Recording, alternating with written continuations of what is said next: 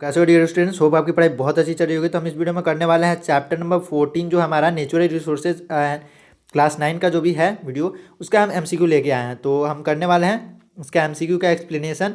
तो आइए वीडियो को स्टार्ट करते हैं बिना टाइम वेस्ट किए। तो क्वेश्चन नंबर 1 हमारा हो जाता है, the atmosphere of earth is heated by radiation which are mainly radiated by sun, re radiated by land, re radiated by water, re radiated by land and water. तो जो भी हमारा एटमॉस्फेयर ऑफ अर्थ होता है वो कैसे हो जाता है, तो हम ग्रीन हाउस इफेक्ट भी करते हैं।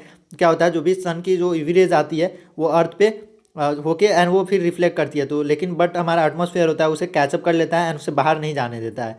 तो क्या होता है, हमारा एटमॉस्फेयर होता है वो हीट हो जाता है। यहाँ से विजिबल लाइट तो बाहर चली जाती है बट जो भी यूवी रेज होती है वो अंदर ही रह जाती है। तो यहाँ हमारा हो जाएगा री radiated by land and water. इस पर बहुत लंबे एक्सप्लेनेशन बनता बट मैं नहीं चाहता कि वीडियो ज़्यादा लंबी हो, तो इसलिए मैं उसे यहीं पे रन देता हूँ। तो now question number 2, it's if there were no atmosphere around the temperature of the earth will increase go on decreasing, increase during day and decrease during night. तो क्वेश्चन नंबर जो भी 2 है इसका हमारा यहीं सही लगता है। जो भी अगर एटमॉस्फेयर नहीं होता तो जो भी टेम्परेचर अगर सूरज के सामने आता तो बहुत ज़्यादा हीट हो जाता, बट अगर फिर ये रात के टाइम पे सूरज से दूर जाता है तो फिर से ठंडा हो जाता है। बाकी जैसे और प्लैनेट्स होती है ठीक वैसे भी अर्थ का भी हाल होता। ना question number 3, what would happen if all the oxygen present in the environment is converted to ozone. जो भी ऑक्सीजन अर्थ पे के इन्वायरमेंट में है वो ओजोन में कन्वर्ट कर जाए तो क्या होगा, will be protected more, it will become poisonous and kill living forms. तो यहाँ पे क्वेश्चन नंबर 3 का यही हो जाएगा, क्योंकि O3 जो होता है, O2 हमारे लिए बहुत लाभदायक होता है ऑक्सीजन, बट O3 जो होता है हमारे लिए डेंजरस होता है, यह बहुत ही खतरनाक होता है एंड इससे बहुत सारे ऑर्गेनिज्म मर सकते हैं। तो दूसरा ऑप्शन देखने की जरूरत नहीं है, ऑप्शन बी हमारा सही हो जाएगा। ना question number 4, ozone of the following factor does not lead to the soil formation in nature, the sun, water, wind and polythene bag. तो क्वेश्चन नंबर 4 हो गया, पॉलीथीन बैग कोई भी does not lead to the soil formation में हमारा कोई मदद नहीं करता है polythene bags. Now next question, question number 5, two form of oxygen found on the atmosphere are water and ozone, water and oxygen, ozone and oxygen, water and carbon dioxide. तो हमारे अर्थ पे 2 फॉर्म के ऑक्सीजन पाए जाते हैं। तो question number 5 का हो जाता है ओजोन एंड ऑक्सीजन। तो वाटर होता है ये H2O होता है, इसे हम ऑक्सीजन नहीं बोलेंगे, ये H2O के फॉर्म में होता है, ये कंपाउंड कोई और हो जाता है। बट यहाँ पे ओजोन हो गया वो O3 होता है एंड O2 होता है, ये ऑक्सीजन के ही एलिमेंट में आएंगे जो भी हो। ये O3 O से 3 ऑक्सीजन के बॉन्ड से बना होता है। यहाँ पे जैसे सपोज मैं आपको समझाने की कोशिश करूँ, समझा तो नहीं पाऊँगा पता है, बट ये इस टाइप का बॉन्डिंग ये इसमें होता है एंड इसके बीच कुछ एंगल होता है, मुझे भी कुछ खास याद नहीं है, बट 3 ऑक्सीजन ऐसे ही बॉन्डेड होते हैं। बस अगर 2 ऑक्सीजन की बात करें तो ये डबल बॉन्ड से ऐसे ये ऑक्सीजन हो गया एंड ये जो था हमारा ओजोन हो गया था। तो ऐसे ये बॉन्डेड होते हैं, आपको ये आगे क्लासेस में पढ़ने को मिलेंगी चीज़ें, तो आप डायरेक्ट ऑप्शन सी याद रखें। Now question number 6, the process of nitrogen fixation by bacteria does not take place in the presence of molecular form of hydrogen, elemental form of oxygen, water, elemental form of nitrogen। तो question number जो भी हमारा 6 है उसका option number B हमारा जगह हो जाएगा elemental form of oxygen। तो now next question, question number जो भी हमारा 7 है, देखते हैं। Rainfall pattern depend on the underground water table, the number of water bodies in the area, the density of the pattern of human population in the area. ऐसा तो नहीं होगा, क्योंकि ज़्यादा पॉपुलेशन होती है तो ज़्यादा बारिश भगवान कराएंगे। And option D, the prevailing season in an area. तो यहाँ पर क्वेश्चन नंबर जो भी हमारा 7 है उसका ऑप्शन नंबर बी हमारा सही होगा, number of water bodies in the area. Now question number 8, among the given option which one is not correct for a use of large amount of fertilizers and pesticide, they are eco-friendly, they turn the field barren after some time, they adversely affect the useful component from the soil, they destroy the soil fertility। तो question number 8 का हमारा ये हो जाएगा, they are eco friendly. तो among the given option which on the following not correct for the use of the large amount of fertiliser. तो fertiliser and pesticide कभी eco friendly हो ही नहीं सकते हैं। ना क्वेश्चन नंबर 8, जो भी मैन्योर्स हैं वो मैन्योर्स जो होते हैं MANURES मैन्योर्स जो होते हैं जो गाय के गोबर से एंड जो भी देसी एंड गंवार लोगों के द्वारा बनाए हुए चीज़ें होती हैं वो ही हमारे इन्वायरमेंट के लिए फैसिलेटिंग होते हैं। मैं यहाँ पे गंवार इसलिए उपयोग कर रहा हूँ क्योंकि जो भी साइंटिस्ट होते हैं उन्हें लगता है वो बहुत ज़्यादा इंटेलिजेंट हैं एंड ये गाँव के जो लोग हैं वो गंवार होते हैं, बट ये जो गंवार लोगों द्वारा ही बनाई चीज़ें होती है जो हमारे इन्वायरमेंट के लिए बहुत अच्छी होती है। तो अगर आप कोई गाँव से बिलोंग करते हैं तो feel proud like me. So हम नेक्स्ट क्वेश्चन देखते हैं, question number 9, the nitrogen molecule present in air can be converted into nitrates and nitrites by a biological process of nitrogen fixing bacteria present in the soil. Now option B, a biological process of carbon fixing factors present in soil. यहाँ पे option के बीच में इतनी दूरियाँ केवल इसलिए है just because ये वेबसाइट से मैंने ये किया हुआ है एंड यहाँ पे एड्स का जो भी था इसलिए डोंट फील लाइक एनीथिंग कि मैंने स्पेस क्यों बढ़ाया है। Any of the industries manufacturing nitrogen compound the plant use as cereal crop in the field. तो जो भी हमारा क्वेश्चन नंबर 9 है इसका आंसर हो जाएगा हमारा ऑप्शन नंबर जो हमारा ए था, ये इसका आंसर है। तो आप देख लेंगे इसे। The nitrogen molecule present in the air can be converted into nitrates and nitrites bye biological process of nitrogen fixing के थ्रू हम इसे कर सकते हैं। ये डिफिनीशन भी है, आप इसे याद कर लेंगे, एनसीईआरटी में हालांकि दिया हुआ है, मुझे याद है ये चीज़। ना क्वेश्चन नंबर 10 देखते हैं। One of the flowing processes is not a step involve in the water cycling operation in nature. तो इसमें कौन सा जो भी होता है वाटर साइकिलिंग में इन्वॉल्व नहीं होता है। यहाँ पे साफ साफ हमें फोटोसिंथेसिस दिखता है, फोटोसिंथेसिस से एंड वाटर साइकिल का कोई लेना देना नहीं है। इवापोरेशन मीन्स वाटर ऊपर जाती है, ट्रांसपिरेशन मीन्स जो भी वाटर है वो लिक्विड में बदलती है, एंड प्रेसिपिटेशन का मतलब आप मुझे कमेंट सेक्शन में जरूर बताएंगे। नाउ नेक्स्ट क्वेश्चन देखते हैं, question number 11। The term water pollution can be defined in the several ways. Which of the following statement does not give the correct definition? The addition of undesirable substance to water bodies, the removal of desirable substance from water bodies, a change in the pressure of the water bodies, the change in the temperature of the water bodies. So the term water pollution can be defined in several ways. Does not give the correct definition. तो इसमें से कौन सा water जो pollution है उसका definition नहीं देता है। तो क्वेश्चन नंबर 11 का हो जाएगा सी, वाटर का जो भी वाटर बॉडीज का प्रेशर ह्यूमन कभी इधर उधर नहीं कर सकता है। उसका टेम्परेचर जो भी फैक्ट्रीज होती है वहाँ से गर्म पानियाँ जो पानी में गिरती है नदी में, तो वो वाटर पोल्यूशन को डिफाइन करती है। जस्ट बिकॉज अगर पानी गर्म हो जाएगी तो वहाँ जो एक्वाटिक एनिमल होंगे उस एरिया में वो मर जाएंगे, एंड जो भी अनडिजायरेबल सब्सटेंस जो भी होते हैं वो जाती है। The removal of desirable substance, जो भी रिमूवल ऑफ डिजायरेबल सब्सटेंस का मतलब होता है पानी को जो ज़रूरी है उसमें से मिनरल्स या कुछ अगर हम निकाल रहे हैं तो वो भी वाटर पोल्यूशन में आ जाएगा। द एडिशन ऑफ अनडिजायरेबल, जैसे प्लास्टिक हो गया अनडिजायरेबल होता है, यहाँ पे ये दो ऑप्शन आपको कंफ्यूज कर सकती है, तो इसलिए इस पर थोड़ा ध्यान दीजिएगा। The removal of desirable substance from the water bodies, मतलब जो वाटर को ज़रूरी है अगर उससे हम वो निकाल रहे हैं, डिजायरेबल सब्सटेंस को निकाल रहे हैं तो वो भी वाटर पोल्यूशन में आएगा। And addition of undesirable substance, मतलब जैसे वाटर के लिए वो ज़रूरी नहीं है अगर वो ऐड कर रहे हैं तो वो भी हमारे वाटर पोल्यूशन में आ जाएगा। होप आपको ये समझ में आया होगा। तो वीडियो को एक लाइक करेंगे एंड जाके चैनल को जरूर सब्सक्राइब करेंगे, because I need that your support. ना question number 12, which of the following is not a greenhouse gas. तो इसमें से कौन सा ग्रीन हाउस गैस नहीं है? Methane, carbon dioxide, carbon monoxide and ammonia. तो क्वेश्चन नंबर 12 का जो भी ऑप्शन नंबर डी हो गया अमोनिया, यहाँ पे ग्रीन हाउस गैस नहीं है। Question number 13, which step is not involve in the carbon cycle, photosynthesis, transpiration, respiration, burning of fossil fuel. तो ऑप्शन नंबर बी यहाँ हो जाएगा transpiration, not involve the carbon cycle. तो photosynthesis में भी carbon CO2 use होता है, respiration में CO2 जो भी होता है रिलीज होता है, बर्निंग ऑफ फॉसल फ्यूल में भी CO2 जो भी होता है रिलीज होता है।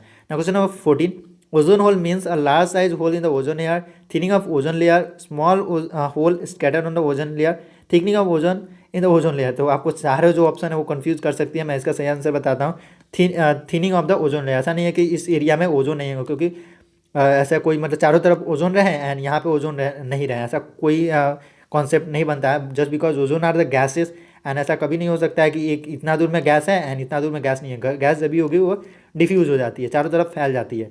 बट ओजोन होल का मतलब ये है कि गैसेस अगर यहाँ पे नहीं है तो यहाँ की गैसेस यहाँ आएगी, बट ये जो होगा ये ओवरऑल पतला होता जाएगा, ये जो भी इसका एरिया है, तो इसलिए उसे ओजोन होल कहते हैं, बट ये होल होता नहीं है एक्चुअली। ना question number 15, ozone layer is getting depleted because of excess use of automobiles, excess formation of industrial unit, excess use of man made compound containing both fluorine and chlorine. तो question number जो भी 15 है उसका option number C हो जाएगा, fluorine and chlorine का ही CFC जो भी कार्बन क्लोरोफ्लोरोकार्बन जो भी होता है, आई डोंट नो, मुझे वो याद नहीं है। अगर आपको पता है तो नीचे कमेंट सेक्शन में जाके जरूर बताना, ताकि और भी स्टूडेंट का जो भी है वो डाउट क्लियर हो जाए। तो आई थिंक CFC ही होता है, क्लोरोफ्लोरोकार्बन। तो उसी के द्वारा जो भी ओजोन होता है वो डिप्लीशन के होता है, जो भी फ्रीज है वो सारी चीज़ें से वो गैस निकलती है। तो आप उसे देख लेंगे एंड उस पर एक अच्छी सी, अगर आपको असाइनमेंट अगर मैं देने की कोशिश करूँ तो उस पर एक अच्छी सी असाइनमेंट अगर बनाए तो वो बहुत अच्छा होगा। हालांकि अब जो भी चीज़ें हैं वो अब नहीं होती है, एंड ओजोन जो भी लेयर है वो फिर से सही हो चुका है। अगर मैं अभी 2022 की बात करूँ तो एक न्यूज़ आई हुई थी जिसमें ओजोन फिर से खुद को रीस्टोर करना शुरू कर दिया था कोरोना टाइम में, जब लॉकडाउन लगा था तब। ना question number 16, which of the following is recently originated problem of environment. Environment का निकला हुआ सबसे थी जो भी प्रॉब्लम है क्या है? Ozone layer depletion, green house effect, global warming, all of the above. तो यहाँ पे ऑप्शन नंबर डी हो जाएगा हमारा ऑल ऑफ द अबव। तो यहाँ पे एक्सप्लेनेशन की जरूरत नहीं है। ना question number 17, when we breathe in air nitrogen gas always goes inside along with oxygen. What is the fate of this nitrogen? तो नाइट्रोजन का यहाँ पे काम क्या होता है? It move along with oxygen into the cell, it comes out with CO2 during exhalation. तो अंदर तो जाता है बट हमारा बॉडी में यूज़ नहीं होता है, वो फिर से CO2 के साथ बाहर आ जाता है। तो हमें और ऑप्शन देखने की जरूरत नहीं है ना। Question number 18, top soil contain the following: humus and living organism only, humus and the soil particle only, humus living organism and plant, humus living organism and soil particle. तो यहाँ पर जो भी टॉप सॉइल होता है वो क्या होता है? टॉप सॉइल जो ऊपर की जो सॉइल होती है वो टॉप सॉइल होती है। तो क्वेश्चन नंबर 18 का हो गया हमारा option number D, humus living organism and soil particles. Now question number 19, यहाँ पे आपको चूज द करेक्ट सीक्वेंस आपको चूज करना है। यहाँ पे बहुत लंबा हो जाता है। CO2 इन एटमॉस्फेयर डीकम्पोजर्स ऑर्गेनिज्म। मैं आपको सीधे सही आंसर आपको बताता हूँ, ऑप्शन नंबर बी हमारा सही है। अगर आपको प्रैक्टिस करना है तो आप देख सकते हैं सारे ऑप्शन, बट मैं आपको बता देता हूँ। CO2 इन एटमॉस्फेयर, फिर उसके बाद होता है organic compound carbon in plant, तो organic carbon in animal, inorganic carbon in soil. तो ये हमारा करेक्ट सीक्वेंस हो जाता है। नेक्स्ट देखते हैं हमारा question number 20, major source of mineral in soil is the parent rock from the which soil is form. तो जो भी हमारा पेरेंट रॉक होता है जिससे सॉइल बना होता है वही हमारा मिनरल का सबसे बड़ा स्रोत होता है, जिसके कारण सॉइल में जो भी होता है मिनरल्स आते हैं। तो ये ऑप्शन नंबर ए हमारा सही हो जाएगा। नाउ नेक्स्ट क्वेश्चन हो गया question number 21, total earth surface covered by water is. तो अर्थ का कितना परसेंट जो भी सरफेस है वो वाटर द्वारा कवर है। तो यहाँ बचपन नर्सरी आई थिंक पढ़ते आ रहे हैं 75% जो भी है वो कवर है। हालांकि बहुत जगह 70 दिया जाता है, बहुत जगह डाटा डिफर कर सकते हैं, बट यहाँ पे आपको 60 तो कभी नहीं हो सकता, 85 एंड 50 भी नहीं हो सकता। जो भी 70% है वो समुद्र है। तो बट यहाँ पे अगर वाटर लेक्स या जो भी एरियाज़ हैं, पॉन्ड्स है, इसको अगर कर ले तो 75 हो ही जाएगा, क्योंकि लेक्स भी बहुत बड़ी बड़ी होती है। हमारे एरिया में नहीं है वो अलग बात है, मैं जम्मू कश्मीर इधर हम जाएंगे तो वो लेक्स भी होती है बहुत बड़ी बड़ी पहाड़ों में। Now question number 22, biotic component of the biosphere is not constituted by producer, consumer, decomposer and air. तो क्वेश्चन नंबर 22 का हो जाएगा हमारा option number D, air. Now next question, question number 23, अगर आपको लगता है कोई क्वेश्चन का आंसर हमने गलत दिया है तो कमेंट सेक्शन में उसे जाकर करेक्ट जरूर कर देना, बिकॉज अगर आपने उस गलती को पकड़ा है that means you are such a genius. तो अगर आप उसे बताते हैं तो और भी स्टूडेंट जो होंगे वो उसको जब ऑप्शन को जाके देखेंगे, अगर उन्हें कहीं डाउट लगेगा तो उन्हें अगर वो ऑप्शन मिलेगा तो उन्हें लगेगा हाँ वो सही है, because I am not perfect here, कोई परफेक्ट नहीं होता है। तो आप उसे अगर कोई गलती आपको दिखती है तो आप उसे ज़रूर कमेंट में जाकर बताएंगे, ऐसा नहीं कि हाँ देखा एंड उसे जाने दिया ना। Question number 23, an increase in carbon dioxide content in the atmosphere would not cause more heat in the radiant of the environment. ये तो करता है। Increase in photosynthesis in plant, global warming, abundance of dessert plant. तो question number जो भी 23 है इसका option number D हो जाएगा, अबंडेंस इन डिजर्ट प्लांट। ऐसा कुछ नहीं होगा। तो नेक्स्ट क्वेश्चन देखते हैं question number 24, oxygen is return to the atmosphere mainly by burning of fossil fuels. तो ऑक्सीजन रिटर्न नहीं होता है, रेस्पिरेशन फोटोसिंथेसिस से हो जाता है। तो क्वेश्चन नंबर 23 का हो जाएगा फोटोसिंथेसिस। हालांकि कुछ फंगीज होती हैं जो ऑक्सीजन करती है, जो भी फंगीज होती है, फंगस जो लगता है बहुत जगह कुछ टाइप की फंगीज होती है जो ऑक्सीजन रिलीज करती है, बट उतना काफ़ी नहीं होता है हमारे आंसर को सपोर्ट करने के लिए। बट फोटोसिंथेसिस जो भी प्लांट जो रिलीज करता है ऑक्सीजन O2, ये सबसे मेन सोर्स होता है ऑक्सीजन का। हमें सबको पता है, बचपन से पढ़ते आ रहे हैं, तो इसलिए हम ऑक्सीजन को लगाएंगे फोटोसिंथेसिस पे। Now question number 25, low visibility during cold weather is due to formation of fossil fuel. Formation of fossil fuel के कारण लो विजिबिलिटी हो जाती है ड्यूरिंग कोल्ड वेदर। ये मेरे सबसे ब्रिलियंट बच्चे ऑप्शन ये टिक करके आएंगे, मैं आपको पहले बता देता हूँ। एंड ऑप्शन बी जो भी हमारे जैसे स्टूडेंट है वो अनबर्न कार्बन पार्टिकल्स और हाइड्रोकार्बन सस्पेंडेड इन एयर। तो जो भी हमारे जो भी कार्बन पार्टिकल्स होते हैं जो भी जले हुए होते हैं, एंड हाइड्रोकार्बन सस्पेंडेड जो भी होते हैं वाटर, एंड जो भी CO2 ये सब मिल के बनाते हैं वो हवा में मिल जाते हैं, उसी के कारण फॉगिंग होता है एंड हमें कम दिखता है वेदर ठंडी के दिनों में। तो हम नेक्स्ट देखते हैं question number 26, growth of lichens on barren rocks is followed by the growth of. तो पहले क्या होता है उसके बाद लीचेंस जन्म लेता है। तो क्वेश्चन नंबर 26 का हो जाता है मॉस्ट। तो ऑप्शन यही हमारा सही हो गया। तो हम नेक्स्ट होते हैं question number 27, mark temperature change in an aquatic environment can affect breeding of animal, more growth in of aquatic plants, process of digestion in animals, availability of nutrients. तो क्वेश्चन नंबर 27 का हो गया option number A, breeding of animals.